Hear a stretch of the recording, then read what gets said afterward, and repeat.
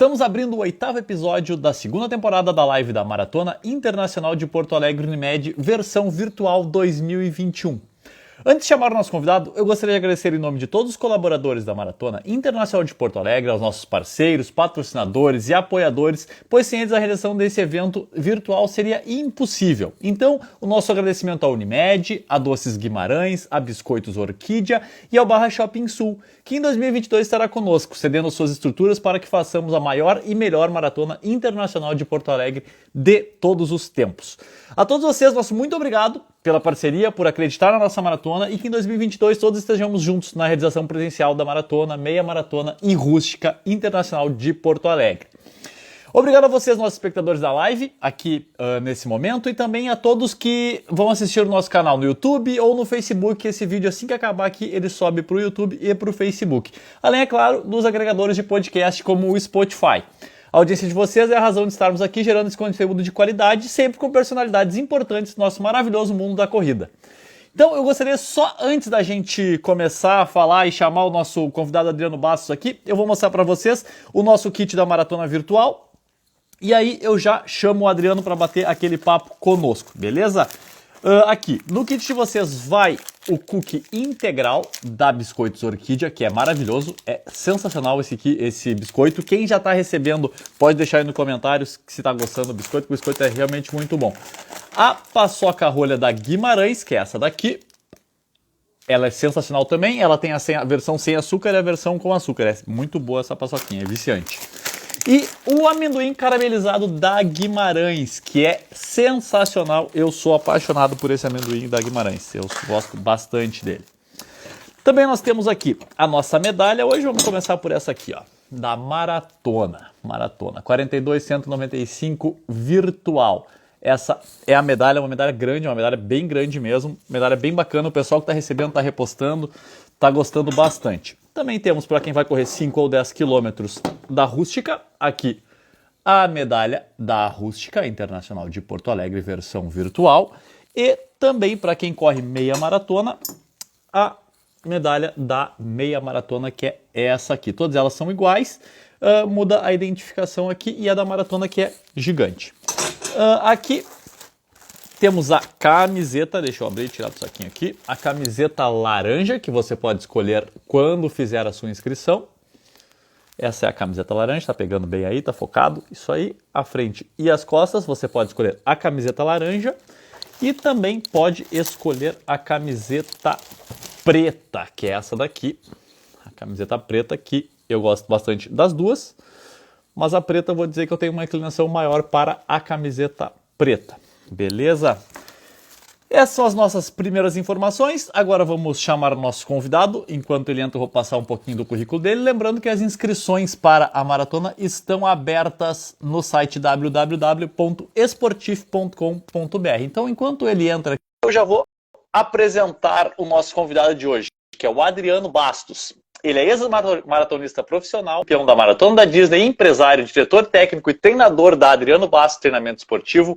Ele é tetracampeão da Maratona de Santa Catarina, bicampeão da Maratona de Buenos Aires, campeão da Maratona de Curitiba, campeão da Maratona de Porto Alegre, melhor brasileiro na Maratona do Rio, melhor brasileiro na Maratona de Porto Alegre em 2012 e tem como melhor marca 2:15:39 conquistada no Campeonato Mundial de Berlim em 2009.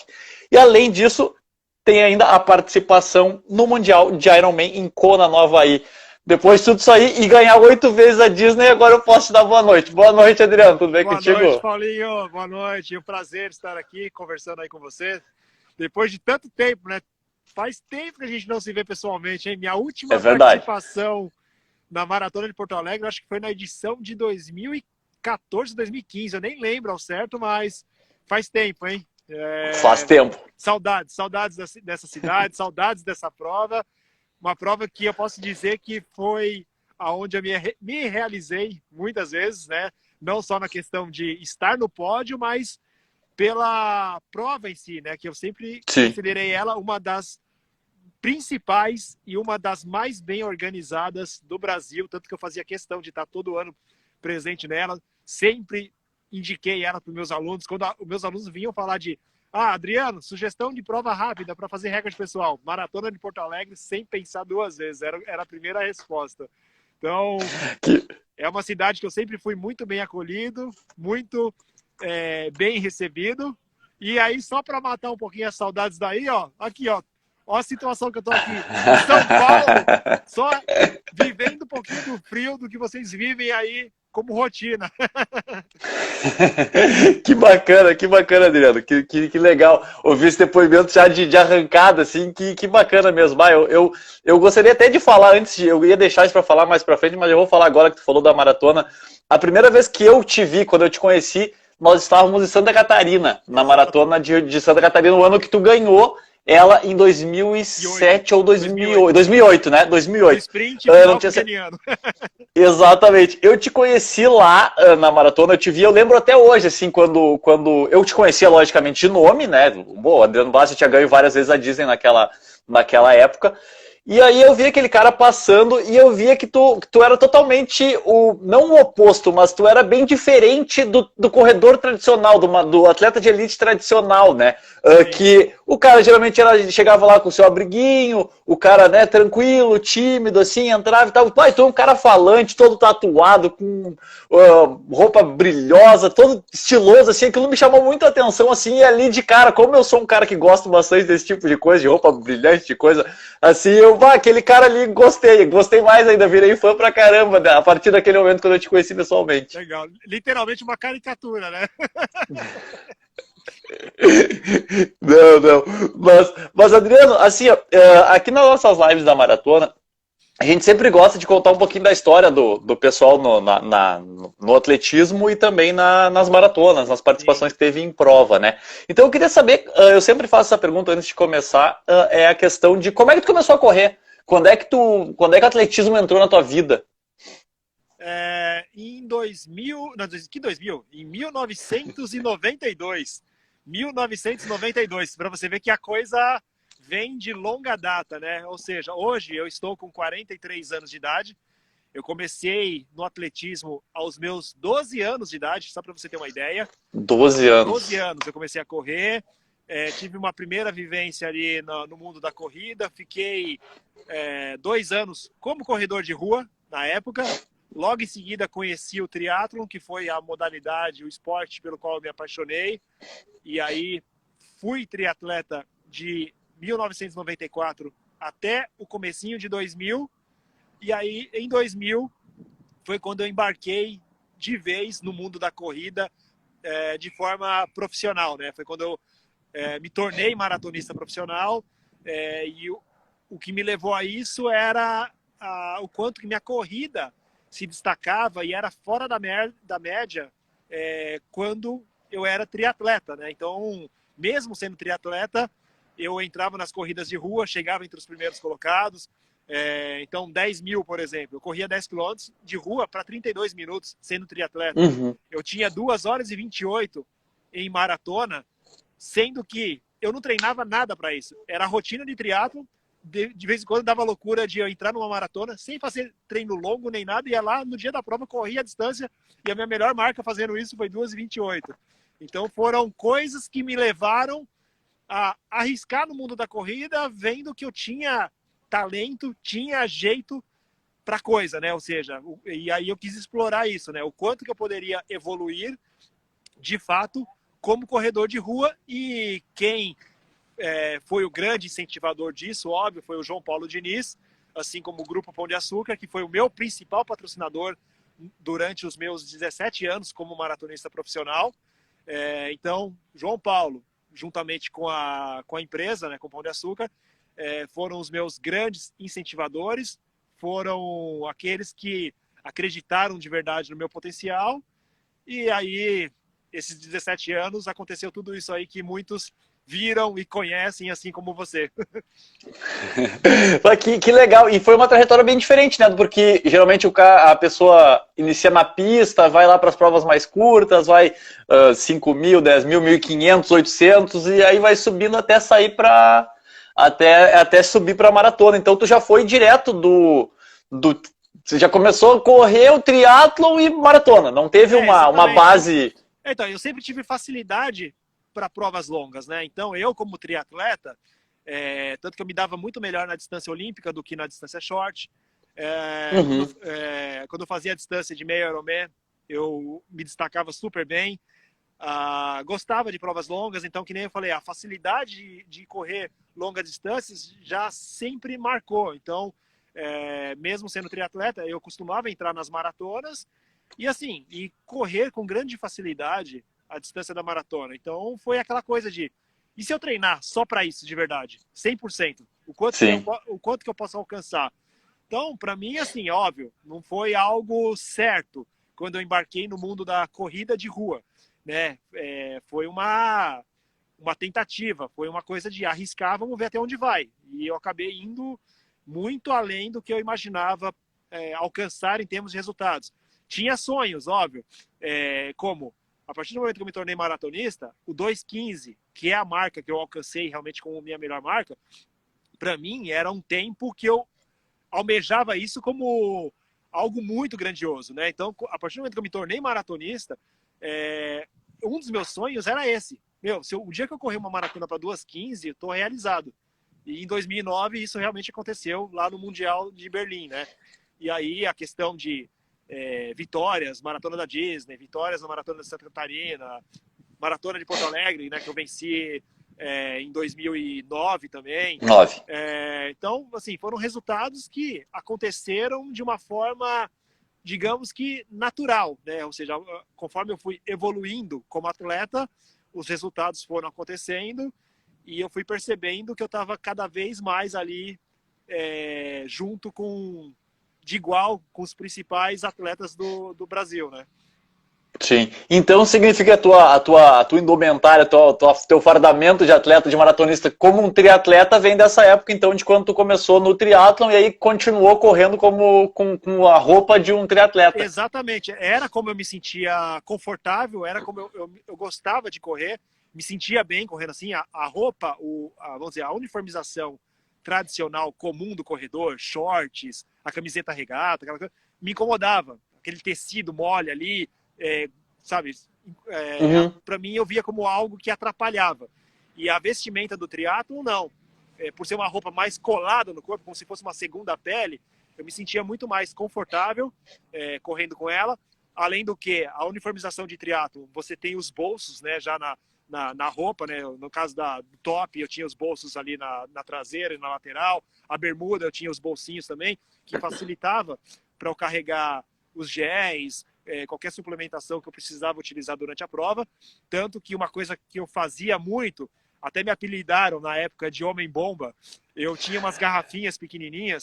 Sim. E eu enchia elas, eu já diluía o gel nelas, né? Eu exprimia o gel dentro dessas garrafinhas. Eram umas garrafinhas que cabia mais ou menos uns 100, 150 ml de água.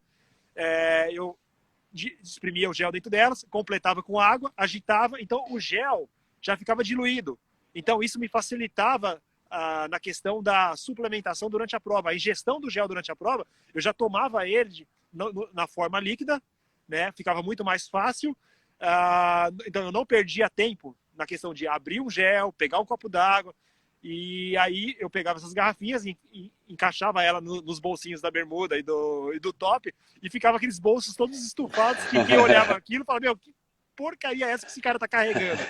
Mas isso me facilitava muito durante a prova, na questão de ganhar tempo e facilitar a ingestão do gel.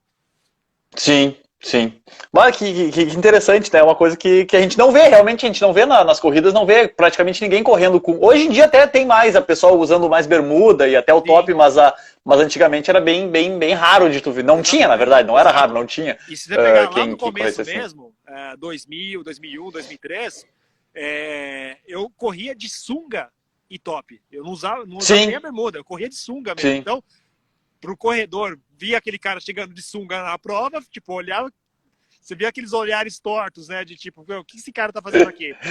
E aí, eu teria atleta raiz. Exatamente. Ainda mais o atleta de elite, né, que tava ali na disputa, de repente olhava pro lado, um cara de sunga correndo ali de igual com ele do lado dele, né? Era de onde apareceu esse cara? Aí a partir de 2004, sim, que eu comecei a usar bermuda, aí ficou uma coisa já um pouco mais discreta. Bacana. E aí, tá, beleza. Aí tu falou, entrou no Pão de Açúcar em 2000, já como atleta profissional da Pão de Açúcar, né? E em 2000 mesmo tu já correu a Maratona de Paris e já Exato. fez uma baita marca lá. Sim. Como é que foi isso aí? 2:21 e 54. Exatamente, isso mesmo. Putz, pra mim foi algo assim inimaginável, né? Eu tinha como melhor marca 2:28 na maratona de Blumenau em 99. E aí a partir do momento que eu me tornei maratonista, né? Então eu ainda fiz a minha última prova de triatlo em fevereiro de 2000, que foi o Triatlo Internacional de Santos, foi minha despedida. E aí a partir dali sim, eu parei 100% a bike, ainda continuei nadando, mas não já com a mesma rotina, e aí passei a focar 100% dos meus treinos, né, em relação à corrida.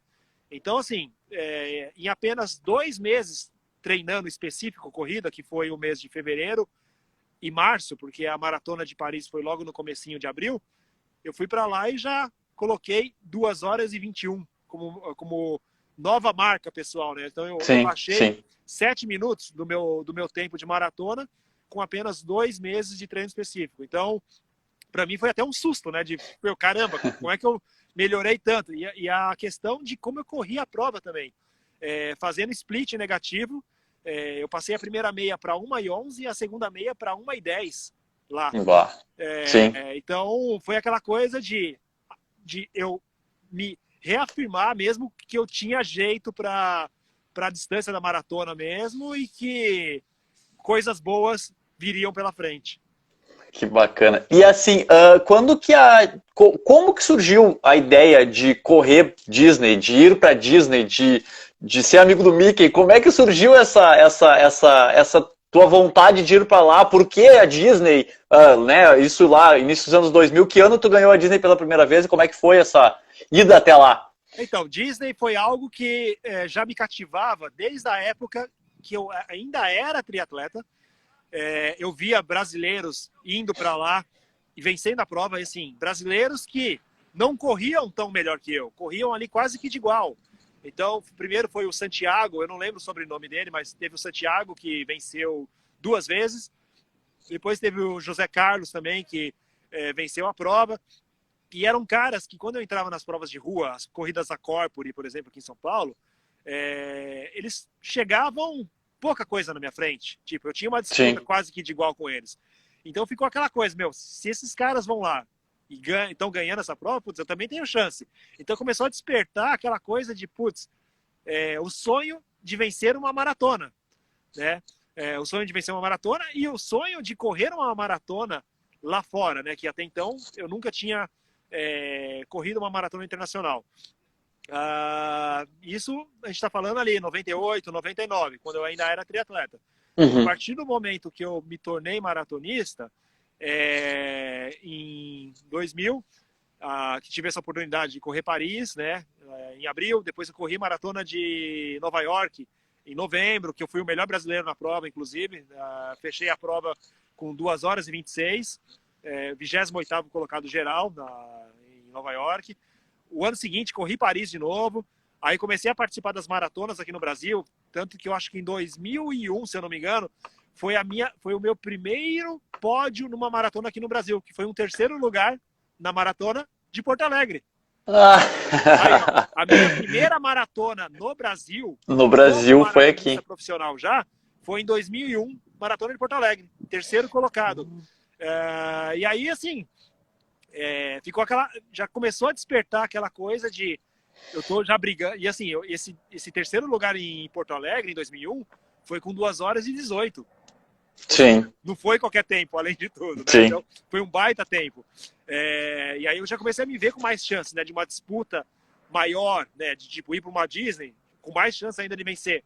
Só que por vários motivos, acabou que nunca dava certo de eu conseguir ir para lá. E aí o tempo foi passando, e aí o Pão de Açúcar, todo ano, levava um grupo de funcionários para correr uma maratona internacional como prêmio, como prêmio de meta atingida e coisas do tipo. Paris, em 2000, foi assim. eles levaram um grupo de funcionários, eu como atleta já patrocinado por eles, fui incluso no pacote, fui junto. Nova York, mesma coisa, tanto que para Nova York eles levaram 100 funcionários para correr. Que Só para legal. você ter uma ideia de como eles investiam no grupo Sim. de corrida da empresa. E eu fui junto, 2001 de novo Paris, era para nós termos ido para Chicago em 2001, mas foi quando aconteceu O atentado. o atentado, isso, não veio a palavra, o atentado das Torres Gêmeas. Então acabou que acabei não indo para Chicago em função disso. Foi abortada a viagem e tudo mais. Ficou todo aquele clima, né? Então ninguém queria viajar para fora, ainda mais Estados Unidos. As pessoas ficaram super receosas. Aí o Pão de Açúcar cortou a viagem. 2002 foi um ano que passou no vazio, sem acontecer essa bonificação, né? Essa viagem para alguma maratona internacional. Porém, 2003, janeiro de 2003, foi quando eles levaram um grupo gigantesco para correr a maratona da Disney. Então, o prêmio correspondente ao ano de 2002 foi a maratona a maratona da Disney no comecinho de 2003. E aí eu fui junto com eles, né, nesse esquema. E aí foi a minha estreia na maratona da Disney, onde de cara veio aí o primeiro lugar. Eu ganhei a prova com 2 horas e 18. E a partir daí veio a sequência, né, de começar a voltar como convidado. Aí em 2004 Sim. eu voltei como convidado, mas eu não corri a prova, porque no final de 2013 eu tive uma lesão, eu tive uma pubalgia. Eu fiquei 6 meses sem treinar, impossibilitado de fazer qualquer coisa, só tratando a lesão. Tanto que isso foi um baque para mim. Na época eu achei que eu nunca mais voltaria a correr. Para você ter uma ideia do grau que chegou essa lesão, eu fui internado, fui hospitalizado, fiquei 1 semana hospitalizado sem andar. Voltei para casa de cadeira de rodas, para você ter uma ideia do grau que chegou essa lesão, de inflamação na região de bacia e tudo mais. E aí, assim, eu fui retomando aos pouquinhos. Tanto que a hora que eu fui liberado para retomar a atividade física, eu voltei fazendo caminhada. Você imagina, para um cara que há 1 ano atrás havia vencido a maratona da Disney, voltando a fazer caminhada. E aí, aquela coisa de paciência, evoluindo aos pouquinhos. Os meus patrocinadores não me deixaram na mão, eles continuaram comigo, mesmo eu sem treinar, sem competir, sem mostrar qualquer tipo de resultado, continuei recebendo salário, tudo certinho. E aí foi aquela coisa a volta por cima, né? E aí consegui retomar a rotina de treinamento. 2 meses depois de retomar a minha rotina de treinamento, fui para meia de Buenos Aires. E aí, assim, falando de meia, eu tinha como melhor marca de meia maratona 1h07 na meia maratona do Rio. A meia do Rio era a minha melhor marca de meia, 1h07. Isso foi em 2002. E em 2003 teve... não, foi 2003. Não, desculpa, foi 2003. 2003 eu fiz 1h07 na meia do Rio. E aí, em 2004, quando eu voltei a competir, a minha primeira grande prova foi a meia de Buenos Aires. Isso 2 meses depois de retomar a rotina de treinamento.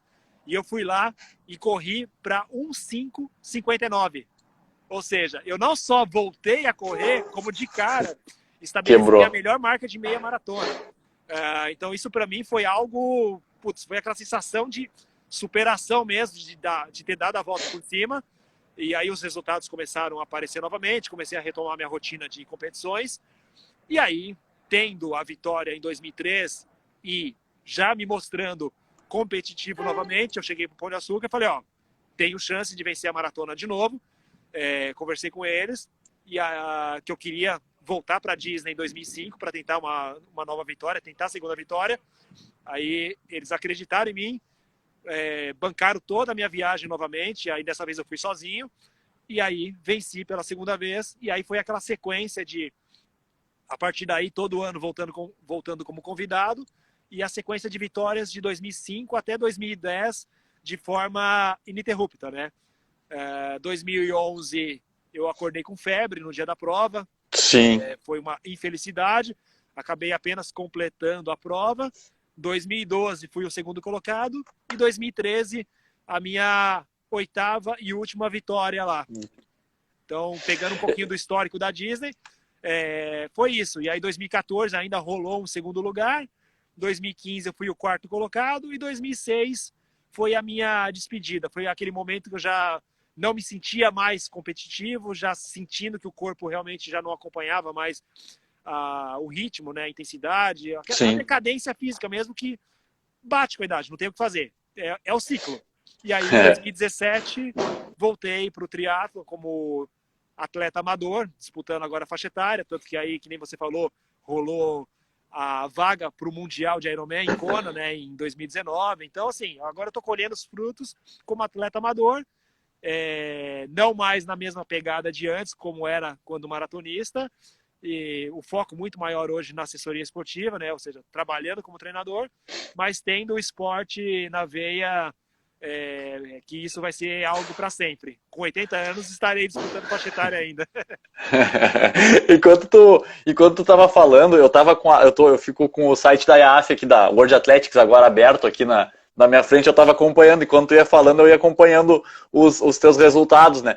E aí, me chamou a atenção que aí tu falou da pubalgia, né? Em 2003, isso. Aí tu ficou, 2004 correu lá em Buenos Aires, foi 4º colocado, 1:5:59. Exato. E aí, depois, em 2015, só pra testar se tava bom, tu já correu 3 maratonas, é isso?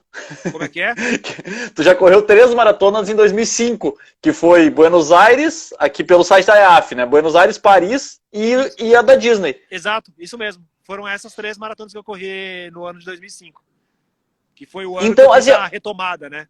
Sim, quando voltou da lesão. Uma coisa que sempre me chamou a atenção em ti, especificamente, eu queria saber de onde é que surgiu, voltando um pouquinho, como é que surgiu a vontade, quando é que tu entrou na faculdade de Educação Física, quando é que a Educação Física começou a te chamar a atenção também para um futuro pós-carreira de atleta? Sim.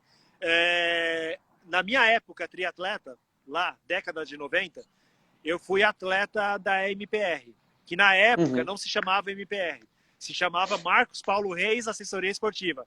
O MPR foi uma abreviação que eles criaram depois, né, que virou uma logomarca e tudo mais.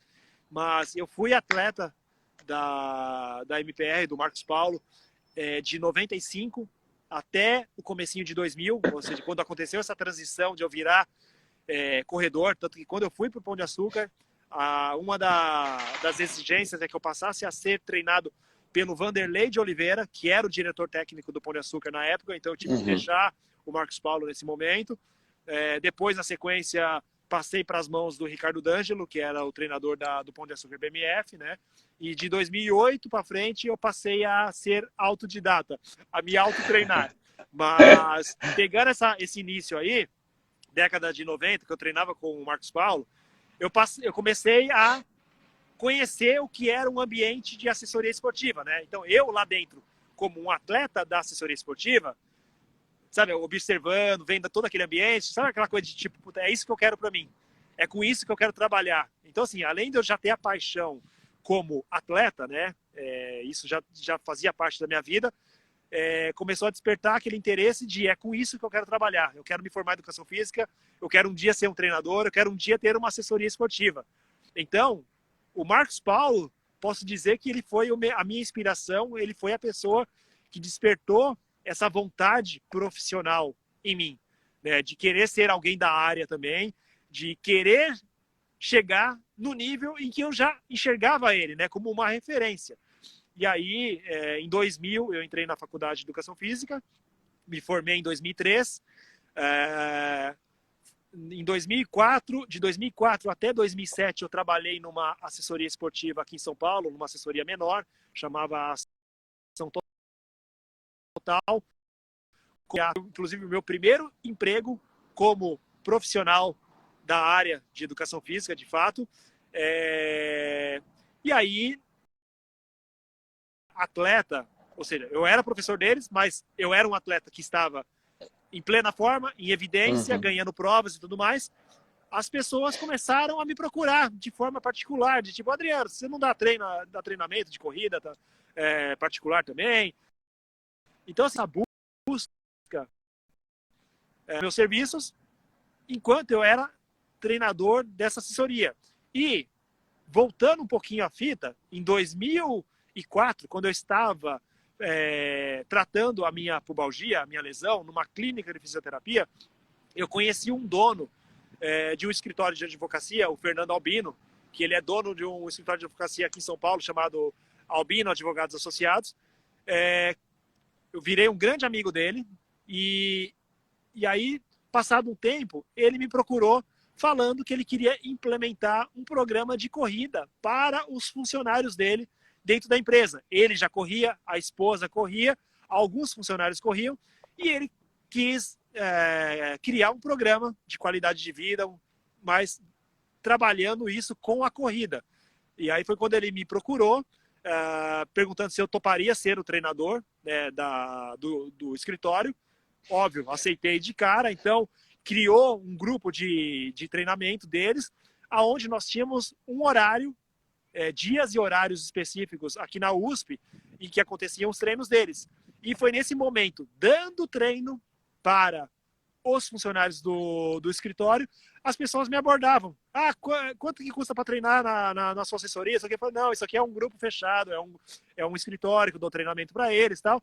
Só que assim, a procura começou a ser tão frequente, que aí eu cheguei pro Fernando um dia e falei, Fernando, tá acontecendo isso, ó. Eu tô lá dando treino, as pessoas estão me procurando, perguntando, eu queria saber se eu posso ampliar esse horário que hoje é de vocês para criar a minha assessoria esportiva, criar algo meu, ou seja, eu começar a receber alunos particulares dentro de algo que já existe, que no meu ver, eu acredito que seja até algo positivo e motivante para os seus funcionários, ter mais pessoas treinando junto, e ele não se opôs, pelo contrário, ele achou a ideia super bacana, super legal, ele enxergou realmente dessa forma, que seria algo positivo e motivacional para os funcionários dele, em termos de ter mais pessoas ali treinando junto e tal, e aí foi aí que eu resolvi abrir minha assessoria esportiva. Então, a partir de 2007, graças ao Fernando, passou a existir Adriano Bastos Treinamento Esportivo, que hoje já está acabou de completar 14 anos agora em junho desse ano. Que legal essa história. Inclusive, se não me falha a memória, se eu tiver errado, tu me corrige, ele estampou tua camiseta, né? Sim, o advogado. Ele não só foi o meu empregador, vamos assim dizer, né? Sim. Como o treinador no escritório dele, como ele foi o meu patrocinador também durante muitos anos. Então, o escritório patrocinou o Adriano Bastos, maratonista, Sim. De 2000, se eu não me engano, acho que de 2008 ou 2009 até mais ou menos 2014, 2015, ele esteve como meu patrocinador. Que bacana, que história, como as coisas vão se encontrando, né? São bem bacana mesmo. E uma coisa que agora, tem duas coisinhas que eu queria te perguntar ainda nesse assunto da assessoria, de ser professor. O primeiro tu falou, eu era atleta e dava treino de triatlon lá e tal, e aí criou a assessoria. Como que o Adriano Bastos conseguia, naquela época, correr 4, 5 maratonas por ano, fazer planilha, dar treino, ficar em pé com o aluno, alongar aluno, dar atendimento para aluno? Como que o Adriano Bastos conseguia fazer isso? Olha, vou dizer que era um malabarismo, viu? Era um malabarismo, mas saía. Então, assim, eu tinha a rotina, tinha os meus horários, tudo certinho. Então, eu tinha o meu horário de treinamento, eu tinha o horário em que aconteciam os treinos presenciais da assessoria esportiva, o horário que eu estava, vamos dizer, no meu home office, né? Então, o que hoje virou rotina para muita gente, para mim sempre foi o meu formato de trabalho, né? Então, assim, eu nunca tive um espaço, né? Tipo, um escritório, o local alugado, ou que eu tivesse ele como o local de trabalho, de fato, onde eu tinha que me deslocar até ele. E sim, eu sempre trabalhei de casa. Então, essa sempre foi uma grande facilidade, né, para mim. De manhã, eu tinha o meu horário de treinamento, ia lá, fazia meu treino, voltava. Então, eu tinha o período da tarde para trabalhar, né, que seria aquele momento de responde e-mail, prepara planilha, responde mensagem de aluno e tudo mais. Final da tarde, eu tinha um segundo período de treinamento, que era a rodagem leve, né, do dia. e à noite eu dava o treinamento presencial da assessoria esportiva. Então, o aluno virtual, ele já tinha a comunicação comigo durante esse momento da tarde, né? Que era a hora que eu estava ali interagindo com os alunos, seja por e-mail, seja por telefone, qualquer outro formato. E os alunos presenciais sempre me encontravam no treino da noite, né? E aí a gente tinha os alunos de segunda e quarta, os alunos de terça e quinta. Isso quando era somente USP, o local de treinamento da assessoria esportiva. Hoje tem USP e Parque Ibirapuera, que no caso do Parque Ibirapuera, ele está nas mãos do Marcelo Rafani, que é o meu sócio, é o principal coordenador de lá. Então, ele que cuida dos alunos do ponto do Parque Ibirapuera. Então, existe essa distribuição que me alivia bastante aí na carga de trabalho. Mas pegando aquele momento lá, na época, ainda quando eu estava em alta performance e tudo mais, só existia o ponto da USP. Então era fácil. A USP é quintal de casa praticamente. Era, né? Na época, hoje não mais, que eu não moro mais do lado da USP, mas na época, a minha casa para a USP, numa linha reta, eram 3 quilômetros. Então, assim, 10 minutos eu estava dentro da USP. Sim. Então, era muito fácil para mim o deslocamento para a USP, tanto para rotina de treinamento, quanto para a questão do dia a dia da assessoria esportiva. Então, isso sempre facilitou demais essa distribuição aí. Então, eu conseguia conciliar isso super bem. E a questão de correr 5, 6 maratonas ao ano, que era algo que as pessoas achavam isso um absurdo, para mim era algo super natural. Eu me recuperava, eu tinha uma recuperação muito boa, muito rápida, de uma maratona para outra, tanto que tinha maratonas que davam espaço de um mês de uma para outra. A gente pode pegar como exemplo a maratona, aquela edição de Santa Catarina de 2009, que foi terrível, fez aquele calor absurdo, faltou água, tudo mais. Eu terminei essa maratona num estado lastimável. Ganhei a prova na época com 2:21. Um mês depois, eu fui correr a maratona de Porto Alegre e não lembro se foi o segundo ou o terceiro colocado nela, mas assim, deu um mês de diferença de uma para outra e eu corri a maratona de Porto Alegre, se eu não me engano, para 2:19, um mês depois. Sim. Então, assim, a minha recuperação de uma prova para outra era absurda, era gigantesca.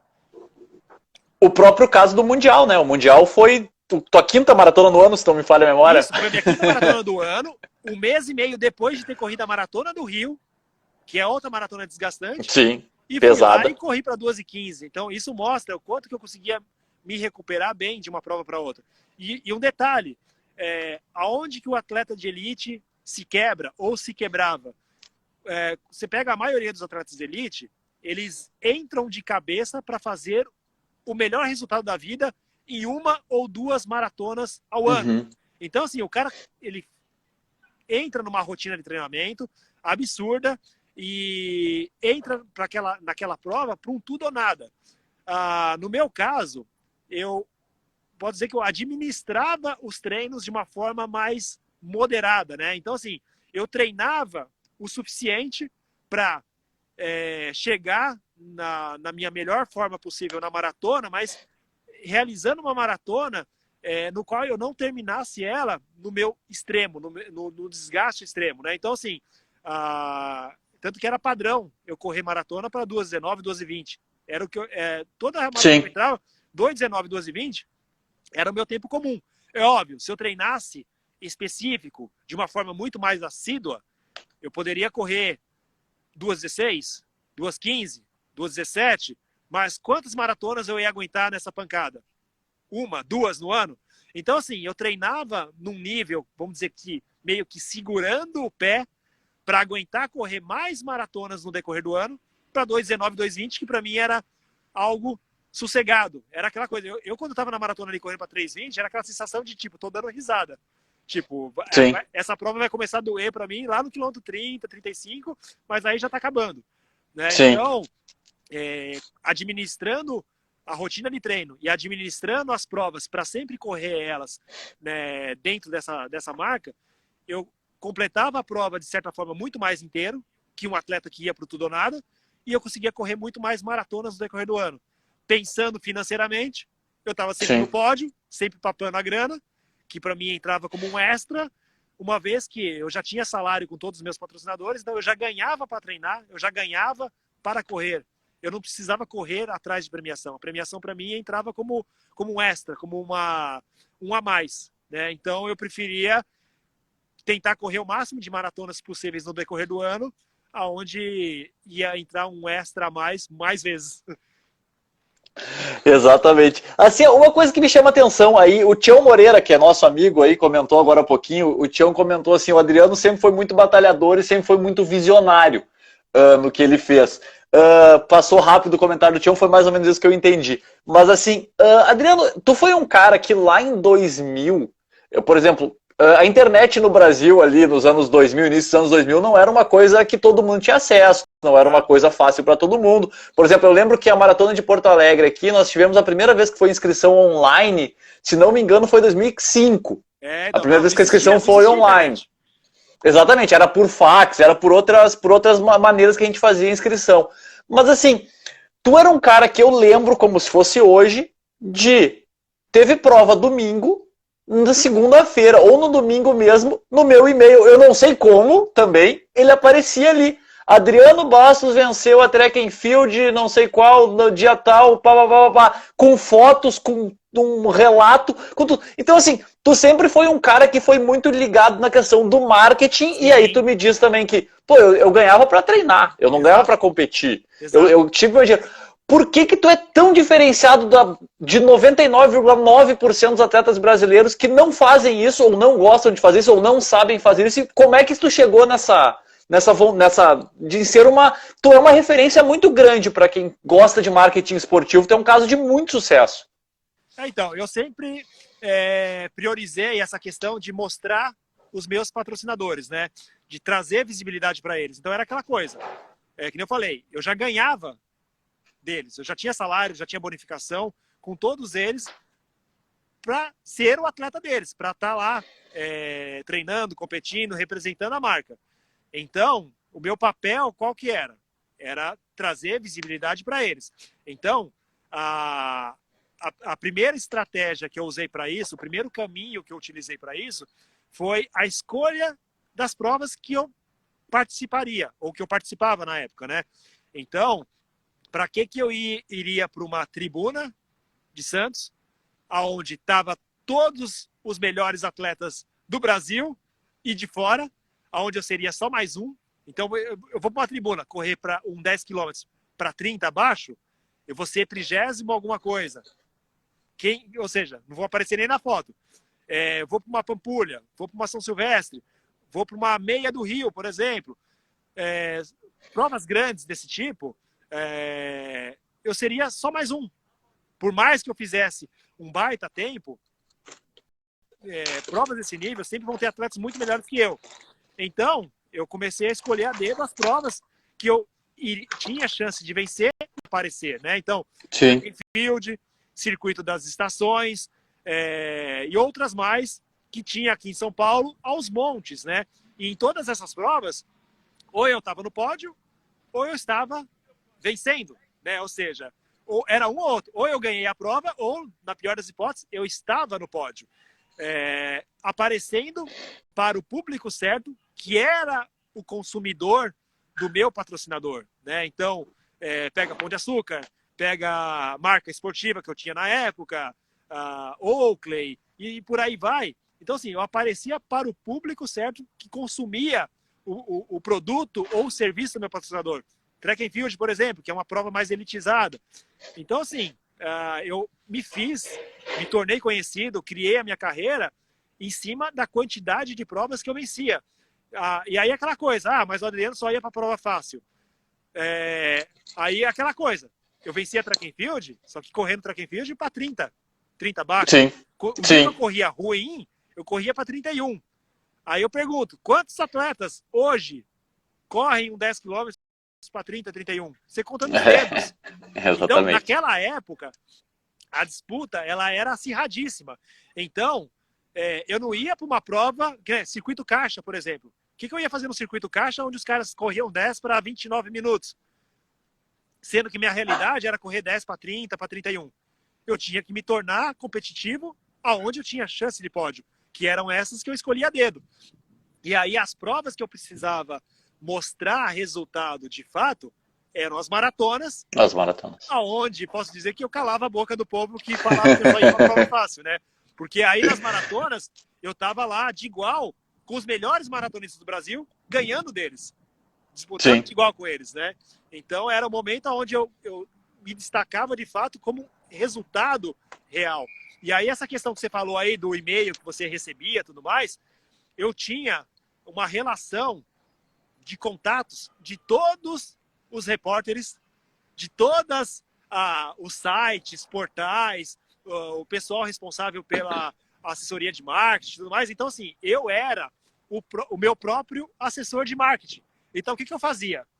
Eu competia no domingo de manhã, acabou a prova, domingo à noite, eu pegava, abria o meu computador, ou no máximo, segunda-feira, logo cedo, eu abria meu computador, ia lá, digitava um release, contava uma história de como foi a minha participação. Exatamente. Era um relato de como foi minha participação na prova, só que de uma forma como se tivesse sido contada por uma terceira pessoa. Então não era o Adriano Bastos, era uma terceira pessoa relatando como foi a participação do Adriano, com depoimentos do Adriano, as fotos que eu conseguia do evento, eu anexava nesse e-mail e disparava para todo mundo. Resultado, na segunda-feira à tarde, estava lá minha foto e o resultado da prova, falando sobre minha vitória, em quase todos os sites e portais do Brasil. As revistas, eu mandava para as revistas também, mandava para Contrarrelógio, mandava para Sport Life, mandava para Runners. Eu tinha contato de todo esse povo. Sim. Então, eu mandava para todo mundo. Então, quando as revistas iam publicar a matéria sobre as provas que aconteceram no mês anterior, resultados e tudo mais, saía lá a matériazinha, a chamadinha com a minha foto e falando sobre aquela minha vitória. Então, assim, eu me divulgava, eu corria atrás disso, né? Então, isso que nem você falou, é um erro de muitos atletas de elite, que ele tem o patrocinador, ele vai lá, ele compete, mas ele não mostra o que está acontecendo. Ele espera chegar ao final do ano, aí chega lá, bate na porta, e aí, vamos renovar? Aí o patrocinador olha para a cara dele e fala, mas e aí? Mas o que você fez aí no decorrer do ano? Então, assim, eu já ia mostrando no dia a dia, semana após semana, já o que estava acontecendo comigo.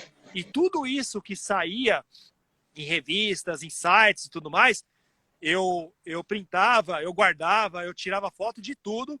No final do ano, eu montava uma pasta com uma lista com todas as provas que eu participei, com colocação, tempo, todas as matérias, com mais um CD, que eu gravava isso no CD também, chegava em cada um dos patrocinadores e entregava para eles, ó, tá aqui, ó, esse aqui foi meu ano. Então, por isso que todo ano eu tinha a renovação de patrocínio, porque além de eu mostrar no decorrer do ano o que estava acontecendo, aparecendo em matérias e tudo mais, no final do ano eu tinha um conteúdo no qual eu chegava para o patrocinador, entregava na mão dele e falava, ó, tá aqui, ó, esse foi meu ano, isso aqui foi o que foram as provas que eu representei, foram as provas que eu te representei literalmente, né, em termos de divulgação, o que eu apareci e tudo mais. Então, tudo que saía de matéria, eu tinha isso registrado e ali, como se diz, xerocado numa pastinha para entregar para todos eles. Então, eu mostrava o resultado daquilo que eu fazia. Então, era a minha forma de me mostrar presente com o meu patrocinador, era a minha forma de me mostrar em evidência com a mídia, de uma forma geral, e aquela coisa de o dia de estar na prova também. Eu ia atrás do microfone, eu ia atrás do repórter, então assim, eu chegava, conversava com todo mundo, cumprimentava todo mundo. Então, o que acontecia? Eu acabei me tornando uma pessoa acessível, uma pessoa ali carismática, né, em relação a como que os repórteres me viam. Então, muitas vezes, quantas vezes eu nem venci a prova, mas ao invés do repórter ir lá entrevistar o campeão, ele vinha e entrevistava a mim. No Adriano. Então, assim, a hora que ele soltava a nota sobre a prova, a matéria dele, ele falava mais de mim do que do cara que ganhou a prova, por eu ter dado essa acessibilidade a ele, de me mostrar ali presente, de mostrar querendo colaborar, né, com o trabalho dele. Então, eu literalmente corri atrás das câmeras, corri atrás do microfone, porque essa era a forma de eu me manter em evidência, manter o meu salário com meus patrocinadores, o meu ganha-pão, né? Então, Exatamente. tinha que ser. Exatamente. Não, assim, ó, inclusive, ó, eu vou pedir a permissão, eu quero cortar esse pedaço depois da pergunta que eu te fiz e a tua resposta, e a gente vai vender em aula de marketing esportivo. A gente vai abrir uma pós-graduação aqui para vender essa aula. Foi uma aula, tu acabou de dar uma aula perfeita de como as pessoas deveriam, né? Os atletas no Brasil, que é um esporte que é nível, sei lá, nível D do Brasil, né? Não tem muitos atletas profissionais que conseguem viver só da corrida, então tu acabou de dar uma aula de como é que se faz para ser um grande atleta também na questão financeira, Sim. com o patrocinador, com retorno ao patrocinador. Não, com certeza. E aí até uma pergunta que você deve pensar, mas como é que ele conseguiu o contato desse povo todo? Os repórteres que me entrevistavam nas provas. Todo mundo que vinha me entrevistar, eu pegava e-mail e telefone de todos eles. Deixava isso guardado. Mandava um e-mail para mim. Adriano, você pode participar de matéria tal? Aquele e-mail já ficava salvo. Organizador de prova. Mandava e-mail para mim. Ficava salvo. Eu ia salvando. Todo mundo que entrava em contato comigo, seja por qualquer motivo que seja, eu ia salvando os contatos. Aí, quando eu participava das provas, na hora que eu soltava esse release, eu soltava para todo mundo. Não importava se era organizador de prova, se era site, revista, repórter, assistente de marketing, o que fosse. Todo mundo recebia o release. Então, assim, na mão de alguém ia chegar. Entendeu? Então, perfeito, assim, perfeito. Era disparava para todo mundo. Não importava qual era a função da pessoa, o que ela fazia. Então, foi dessa forma que eu consegui ter esse acesso e me tornar acessível para eles, né? Então, tava ali, todo domingo à noite ou segunda de manhã, não importa quem seja a pessoa, recebia o release da prova que o Adriano Bastos participou. Às vezes não tinha nem nada a ver. Tipo, cara, por que eu tô recebendo isso? Mas estava recebendo. Perfeito, perfeito. Foi assim que eu te conheci, foi através dos releases ali que eu recebia todo final de semana. Você, como organizador da Maratona de Santa Catarina, organizador da Maratona de Porto Alegre, foi a mesma história. Você entrou no comboio, ou seja, a nossa troca de informação, aquela coisa de, na época, inscrição, mandava e-mail, confirmava se recebeu a inscrição, tal, o seu contato ficou salvo. Então, exatamente. Você já vai parte da galera. Que sensacional, sensacional. Adriano, a gente está se encaminhando já para o nosso finalzinho, faltam 8 minutinhos, 6 minutinhos para as 8 da noite. E eu queria só te questionar uma coisinha, uma dúvida minha mesmo, pessoal, que é a questão da Conrads. Como é que surgiu a vontade da Conrads na tua... Não bastava 5 maratonas no ano, 6 maratonas no ano, tinha que ir para a Conrads. Como é que foi isso? Como é que surgiu essa vontade? Esse assunto todo mundo me pergunta em todas as lives, não tem jeito, essa não escapa. Então, a questão de... O número de maratonas que eu participava, corria no decorrer do ano, a gente falou aí, eu corria 5, 6 maratonas por ano. Para mim era algo muito normal e natural correr a distância da maratona e correr todas elas com extrema facilidade para 2:19 e 2:20. Então, uma vez ou outra, pintava um baita resultado aí, que nem o 2:16, quando eu venci a Maratona de Santa Catarina em 2008, o 2:15 do Mundial. Então, em 2010, eu corri a Maratona de Buenos Aires, valendo como campeonato sul-americano também. Eu fui segundo colocado com 2:17, chegando 10 segundos atrás do Claudir também. Tá? Ouro, prata e bronze, né? Pro Brasil aquela vez. O trio ali. Então, assim, uma vez ou outra pintava um resultado excepcional. Mas o 2:19 e 2:20 era algo comum, padrão. Então, começou a despertar aquela coisa de, caramba, se eu corro maratona com tanta facilidade, eu gostaria de tentar uma ultra. E se eu vou tentar uma ultra, eu vou logo de cara naquela que é a mais importante, mais conhecida ultramaratona do mundo, que é a Conrads. Né, que é a rainha das ultramaratonas, aonde você estar no pódio dessa ultra, você passa a ser visto com outros olhos, né? Você está num outro patamar, né? Então isso me despertou essa vontade e foi quando eu comecei a direcionar aí a rotina de treinamento para ela, acreditando e pensando que eu poderia me dar bem lá também, assim como eu tinha essa extrema facilidade como maratonista. Mas, na prática, eu vi que são dois mundos completamente diferentes. Ou seja, usando a palavra certa, eu quebrei a cara lá na Conrads, né? Quebrei a cara, literalmente, quebrei na prova, completei ela com muita cãibra, caminhando boa parte da prova, fechei ela em 90º, não lembro se foi 96º ou 98º, eu sei que foi 90 e alguma coisa a minha colocação nela, dentre, óbvio, 18 mil participantes, mas Sim. um resultado muito aquém do que eu esperava e imaginava fazer lá.